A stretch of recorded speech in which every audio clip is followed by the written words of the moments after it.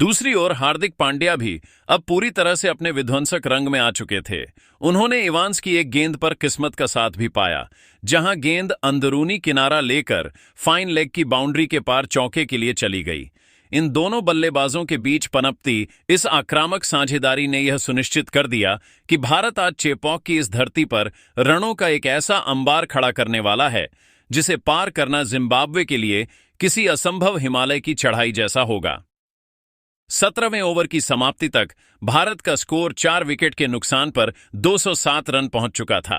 हार्दिक पांड्या 15 गेंदों पर 29 रनों के साथ नाबाद थे, जबकि तिलक वर्मा मात्र 7 गेंदों पर 17 रन बनाकर जिम्बाब्वे के गेंदबाजों की धज्जियां उड़ा रहे थे।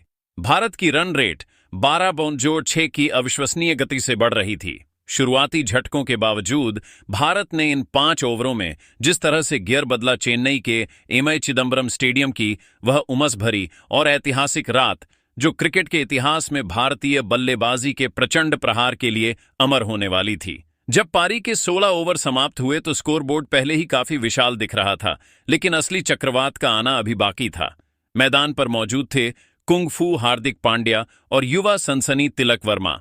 अंतिम 4 ओवरों में इन दोनों ने मिलकर जिम्बाब्वे के गेंदबाजी आक्रमण की ऐसी धज्जियां उड़ाई कि चेपॉक का हर कोना भारतीय की गूंज से सराबोर हो गया। चेन्नई के एमआई चिदंबरम स्टेडियम की उस उमस भरी और ऐतिहासिक रात में जब टी20 विश्व कप 2026 का यह महामुकाबला अपने अंतिम पड़ाव की ओर बढ़ रहा था, तो किसी ने कल्पना भी नहीं की थी कि अंतिम 4 ओवरों में रनों का ऐसा भयावह चक्रवात आएगा जो जिम्बाब्वे के गेंदबाजी आक्रमण के अस्तित्व को ही मिटा देगा। पारी के 17वें ओवर की कमान जब जिम्बाब्वे के सबसे कद काठी वाले और अनुभवी तेज गेंदबाज ब्लेसिंग मुजरबानी के हाथों में सौंपी गई, तो उम्मीद थी कि वे अपनी ऊंचाई और अनुभव से रनों की गति पर लगाम लगाएंगे। लेकिन हार्दिक पांड्या आज किसी भी मानवीय रहम या सहानुभूति के मूड में नहीं थे। ओवर की पहली ही गेंद मुजरबानी ने चतुराई दिखाने के इरादे से स्लोअर डाली, लेकिन हार्दिक ने उसे भांपने में 1 सेकंड की भी देरी नहीं की।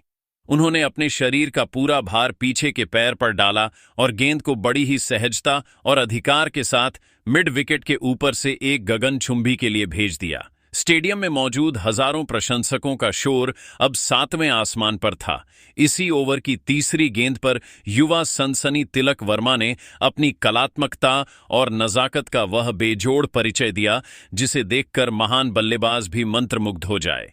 मुजरबानी ने एक वाइड फुल टॉस फेंकी जिसे तिलक ने बड़ी ही कोमलता से बैकवर्ड पॉइंट के ऊपर से स्लाइस किया और गेंद देखते ही देखते चौके के लिए सीमा रेखा के बाहर चली गई। मुजरबानी ने अपनी लेंथ और गति बदलने की हर संभव कोशिश की, लेकिन अंतिम गेंद पर तिलक ने फिर से एक प्रचंड प्रहार किया। इस ओवर से कुल 17 रन आए, लेकिन यह तो बस उस आने वाले महाउफान की एक छोटी सी और डरावनी झलक मात्र थी। 18वां ओवर डालने आए बाएं हाथ के तेज गेंदबाज रिचर्ड नगारवा, जो उस समय तक काफी किफायती और प्रभावी रहे थे, लेकिन यह ओवर उनके करियर के आंकड़ों पर एक कभी ना मिटने वाला दाग बनकर आया।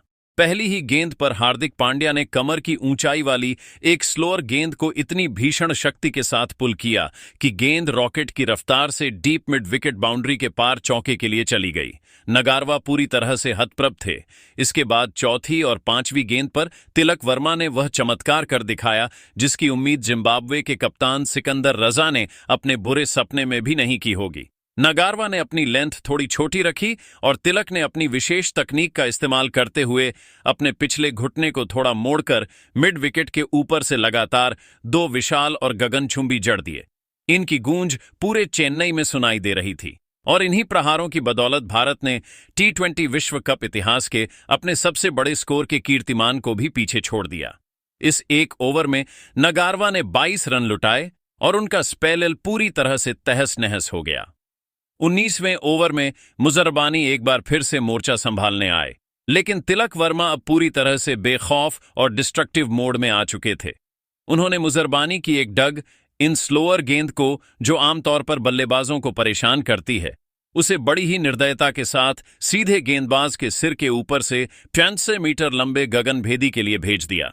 तिलक की इस विध्वंसक बल्लेबाजी ने जिम्बाब्वे के क्षेत्र रक्षकों